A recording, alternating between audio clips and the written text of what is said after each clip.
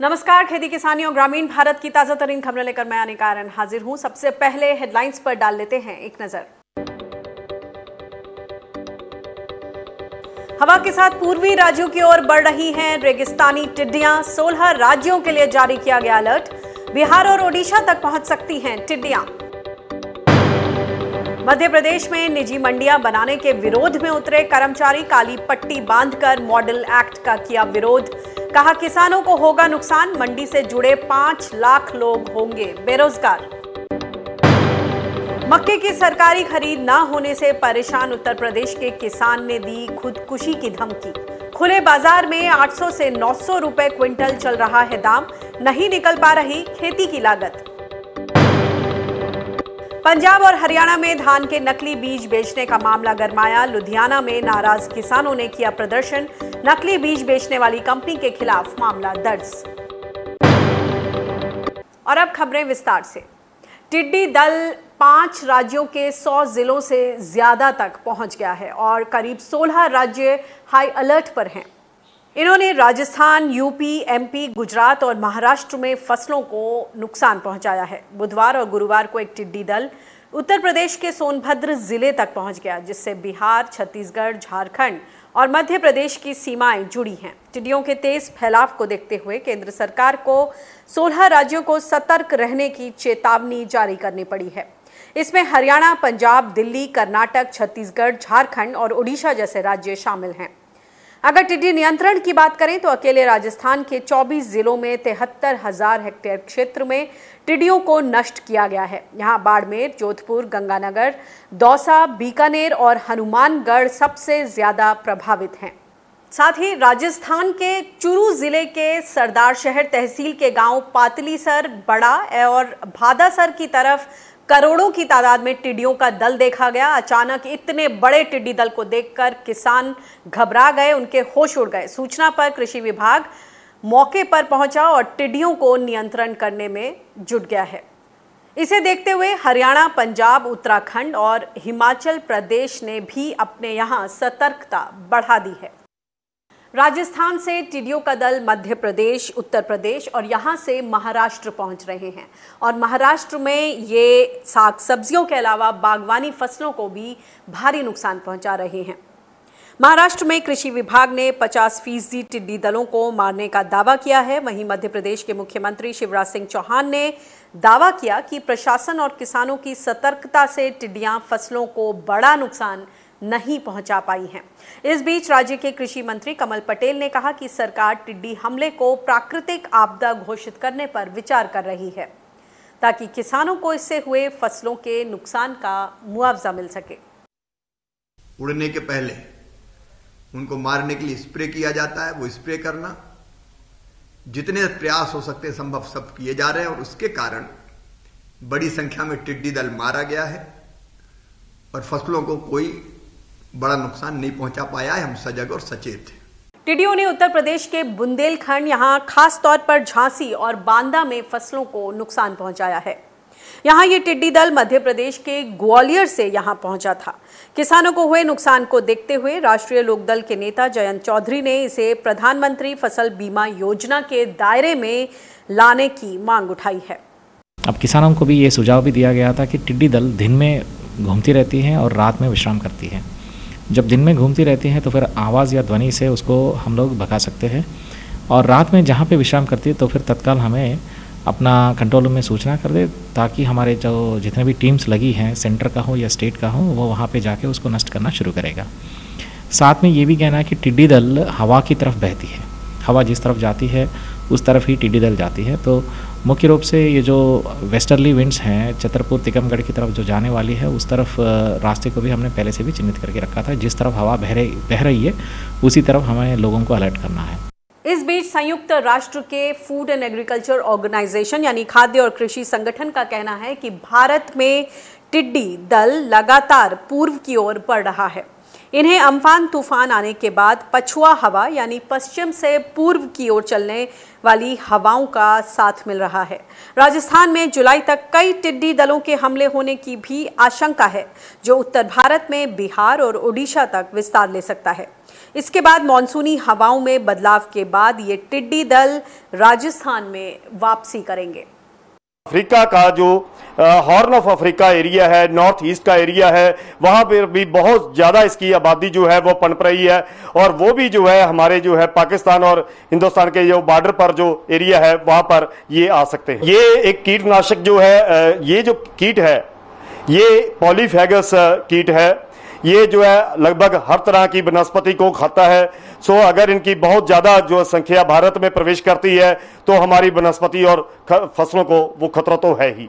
खरीफ season की बुआई से ठीक पहले टिड्डी दलों का ये हमला देश की फूड सिक्योरिटी पर बुरा असर डाल सकता है।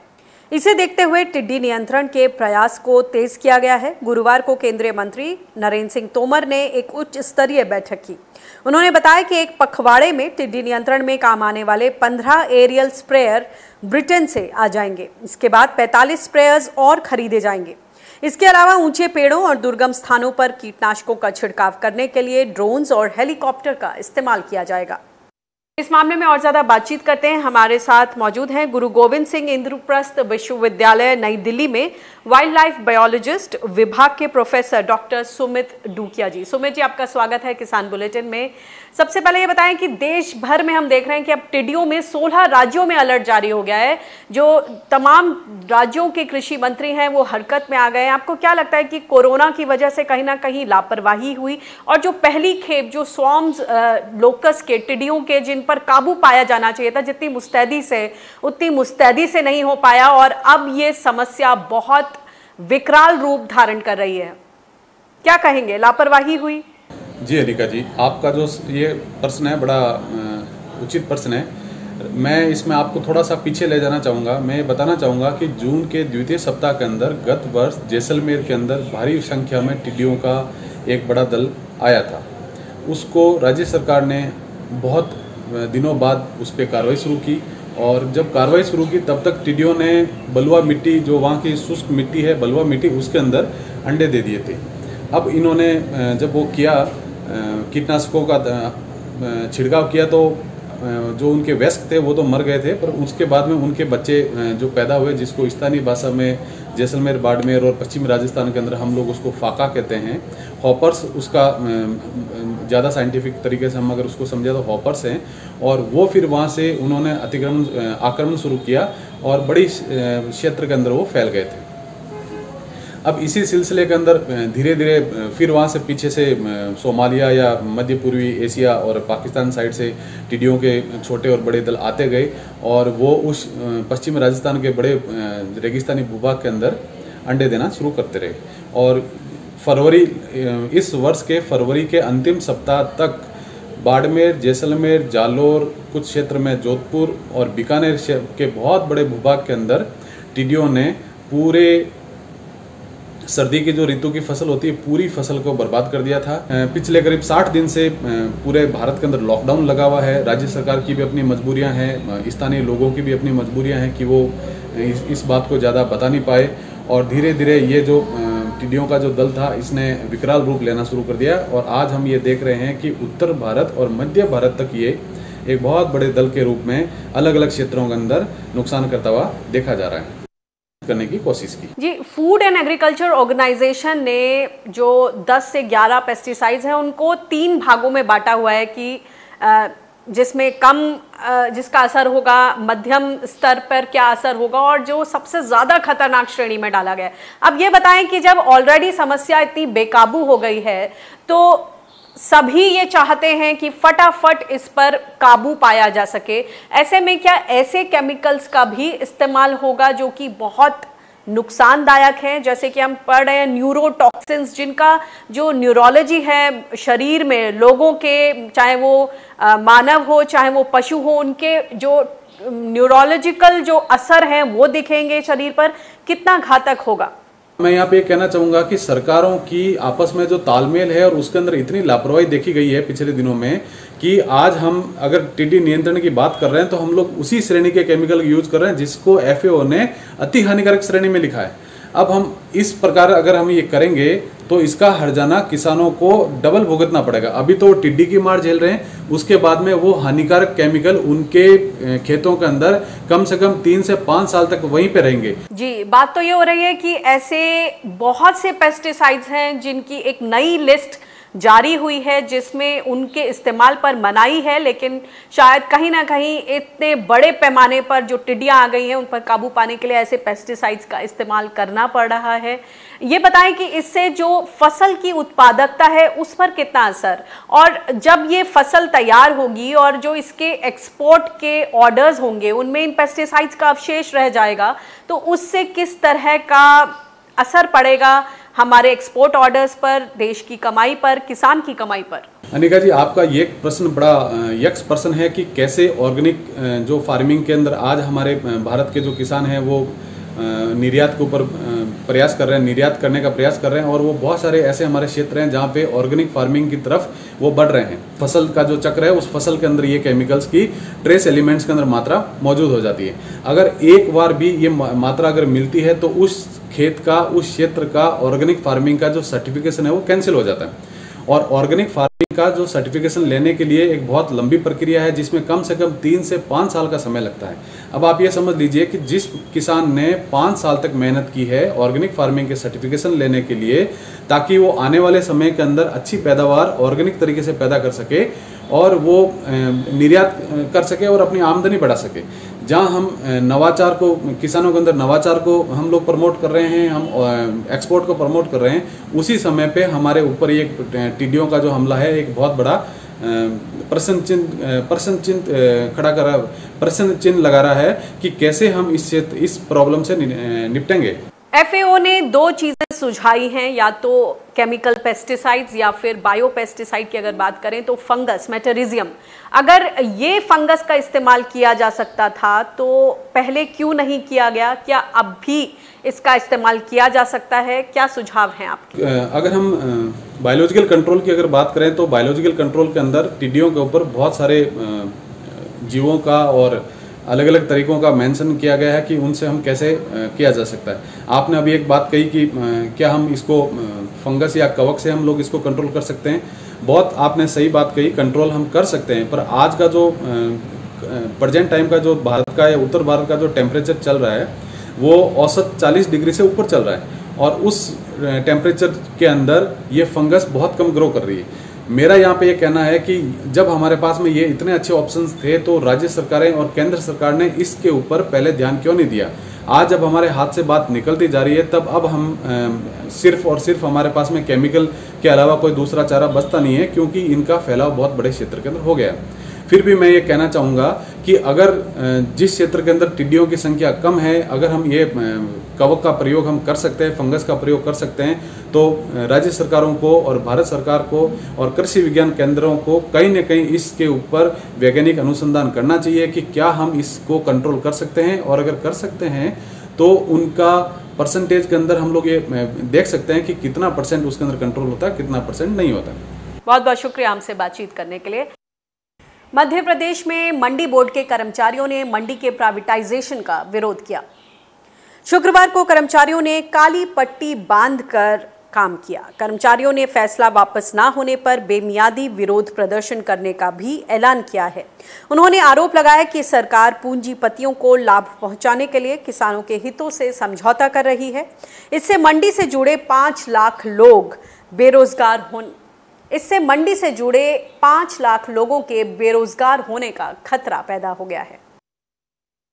तो ऐसा ज्ञात हो रहा है बस सूत्रों से कि जो बड़ी बड़ी फर्में, कंपनी हैं, उनके लिए ये सब किया जा रहा है कि वो अपने आके और यहाँ पे अपनी आपका निजी मंडी खोलें और फिर दलालों के माध्यम से वो दूसरी मंडी वहाँ से जाके, गाँव से जाके अच्छा किसानों का माल खरीदेंगे, उल्टी सीधी आपका बतौल करेंगे, पेमेंट होता है कि नहीं होता, इसका कोई वो नहीं रहेगा। माई बाप, आप लोगों का विरोध कब तक जारी रहेगा? हमारा विरोध अभी तो हम लोगों ने तो काली पट्टी बांध के वो किया हुआ है इनके। जब भी अच्छा, दूसरी बात ये है कि ये जो बना रहे हैं मॉडल एक्ट, इसमें किसान संघ, व्यापारी संघ, हिमालय तलावटी संघ, मंडी कर्मचारी संघ, अच्छा किसी को नहीं लिया है। ये लोग अपने वहाँ पे बैठ के बल्ला में बैठ के वो बना रहे हैं, और वो लोग बना रहे हैं कि जिनको इसके बारे में कोई नॉलेज नहीं।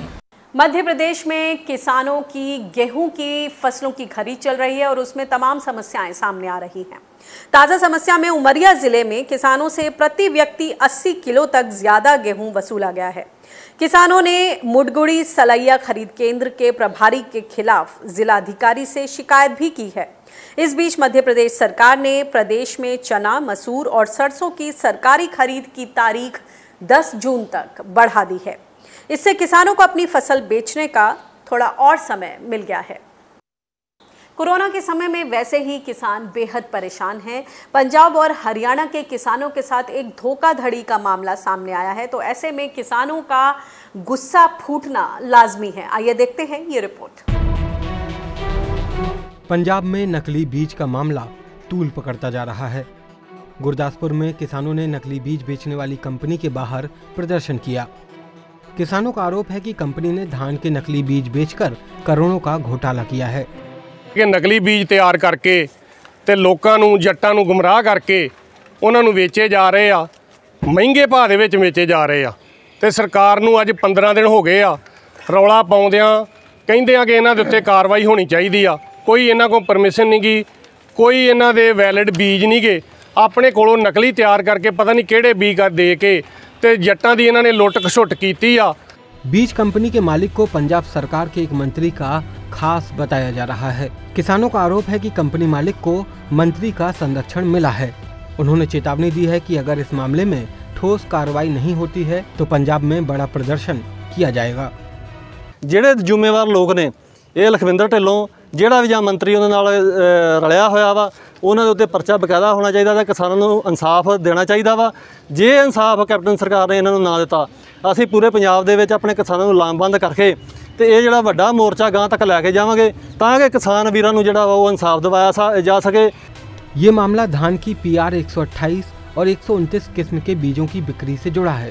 बीज कंपनी ने किसानों को ये बीज लुधियाना कृषि विश्वविद्यालय से प्रमाणित बताकर 200 रुपए से लेकर 400 रुपए किलो के हिसाब से बेचा, लेकिन कृषि विश्वविद्यालय में विकसित इन बीजों को बेचने का अधिकार अभी किसी कंपनी को नहीं दिया गया है। इसे विश्वविद्यालय ही 70 रुपए किलो के हिसाब से किसानों को बेच सकता है। बीसी की शय पर यह सारा कुछ हो रहा है, इसके खिलाफ कोई कानून नहीं है। हमारी मांग है कि इसके खिलाफ ऐसे कानून बनने चाहिए कि ये नकली डुप्लीकेट बीज बेचने वालों को कम से कम 20 साल की सजा होनी चाहिए, क्योंकि ये खराब से जुड़ी हुई बात है, पूरे हिंदुस्तान के जीने से जुड़ी हुई बात है। ऐसा ही मामला हरियाणा से भी सामने आया है। यहाँ किसानों ने आरोप लगाया है कि निजी कंपनियां धान के PR 128 किस्म के बीज को 70 रुपए की बजाय 200 रुपए प्रति किलो पर बेच रही हैं।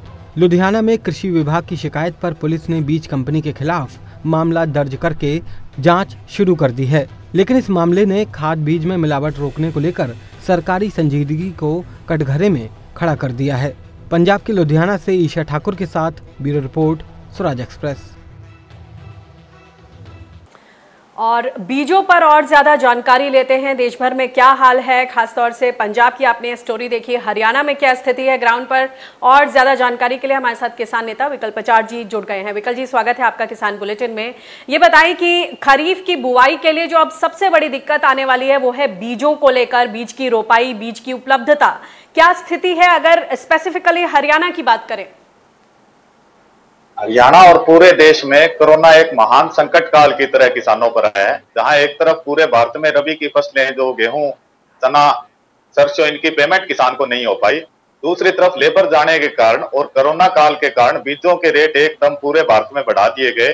लगभग 2 गुना से 3 गुना बीजों के रेट हरियाणा, पंजाब, मध्य प्रदेश, कहीं छत्तीसगढ़, कहीं की बात कर लीजिए, धान का बीज किसान को महंगा मिल रहा है। दूसरी एक अचानक जो हमारे सामने दिक्कत आई है, जो हमारे शरीर का एक अंग था, किसान और मजदूर बिल्कुल ऐसे थे जैसे नाखून और चमड़ी का रिश्ता होता है।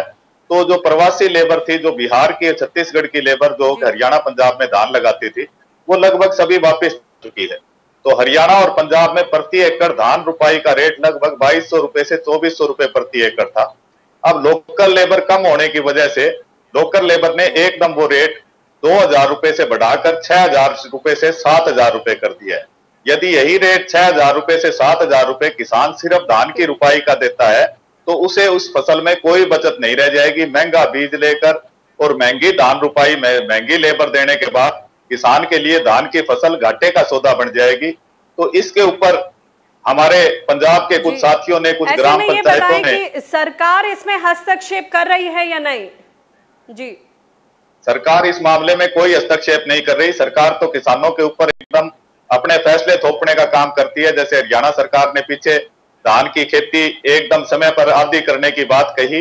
दूसरी तरफ ये जो संकट आया है, इसमें किसान और मजदूर बिल्कुल आमने सामने हो गए हैं। अनिका जी, जैसे आप पंजाब का उदाहरण देखें, कुछ गांवों की पंचायतों ने फैसला लिया कि वो 3000 से ऊपर धान रुपाई नहीं देंगे, जिसके कारण कि मजदूर संगठन और गांव की पंचायतें बिल्कुल आमने सामने आ गई। तो जो हमारा सामाजिक रिश्ता किसान और मजदूर का था, आज तक आजादी के बाद जितनी भी लड़ाइयां लड़ी वो किसान और मजदूर ने मिलकर लड़ी, क्योंकि दोनों का बहुत नजदीकी रिश्ता है। लेकिन इस आपातकाल में सरकार को तुरंत चाहिए कि सरकार जो है वो मनरेगा लेबर को धान रुपाई के अंदर लगाए और मजदूरों को मनरेगा लेबर के साथ साथ किसान भी मजदूरी देने को तैयार है, लेकिन वो 7000 रुपए प्रति एकड़ या 6000 रुपए प्रति एकड़ धान की रुपाई नहीं दे सकता।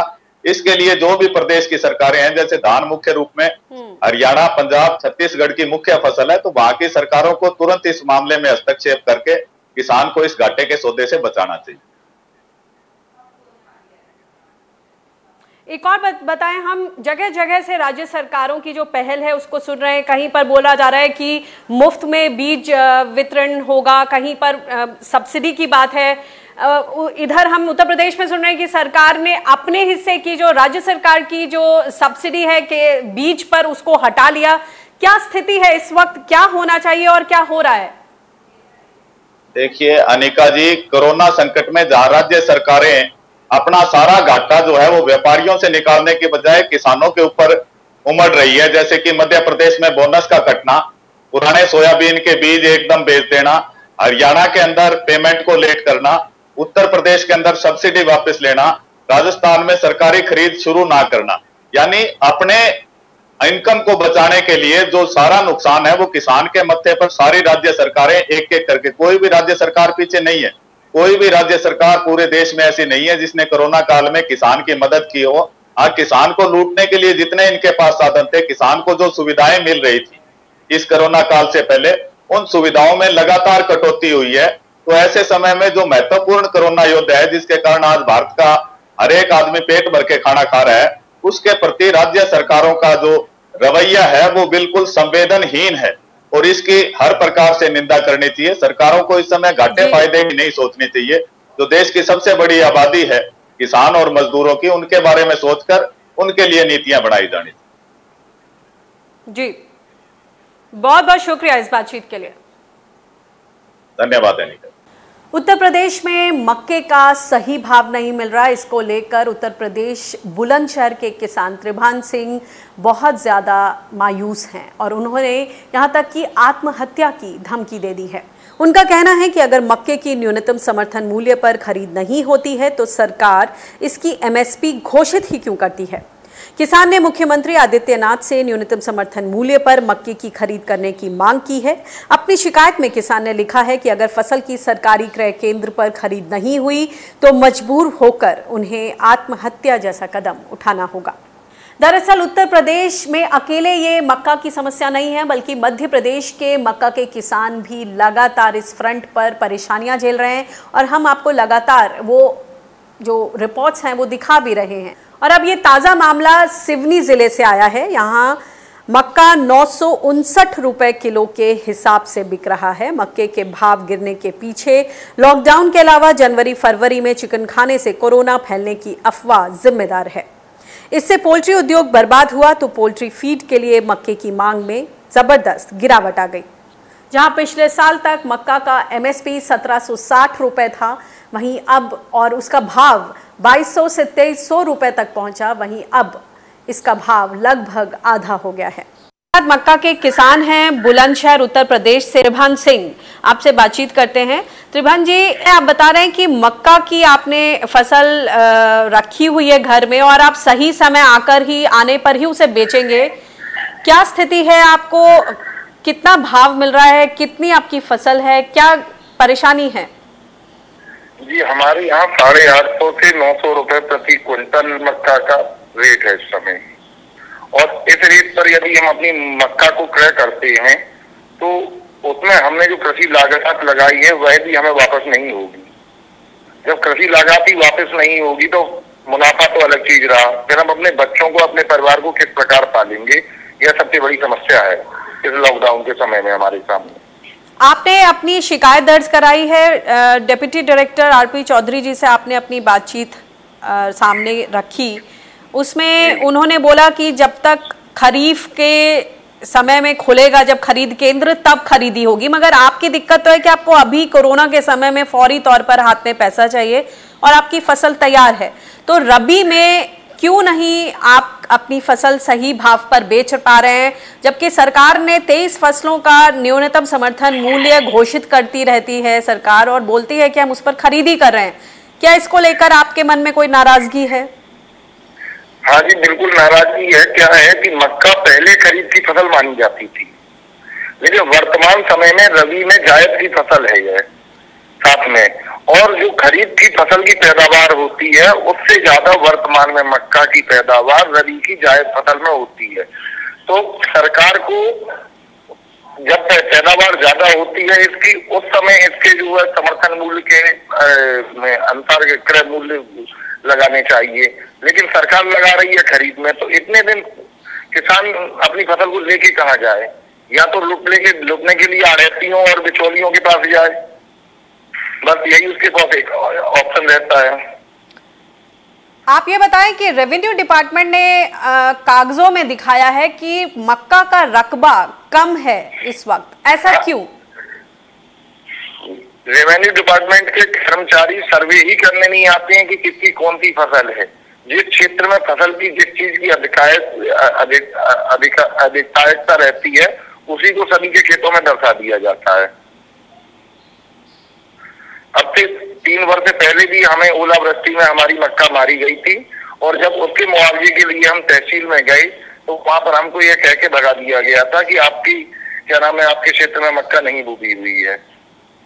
आपने अपने कागज दिखाए जिसपे मक्का बुआई की, उसमें कुछ सबूत होंगे कि आपने इतने में सबूत खेत में ही मक्का थी जो उस समय जब हम गए थे तहसील में, जबकि खेत में मक्का थी जो खराब स्थिति हो चुकी थी, जो पत्ते उसके और मक्का की फसल नष्ट होने के बाद जो उसके अवशेष थे वो खेत में ही थे।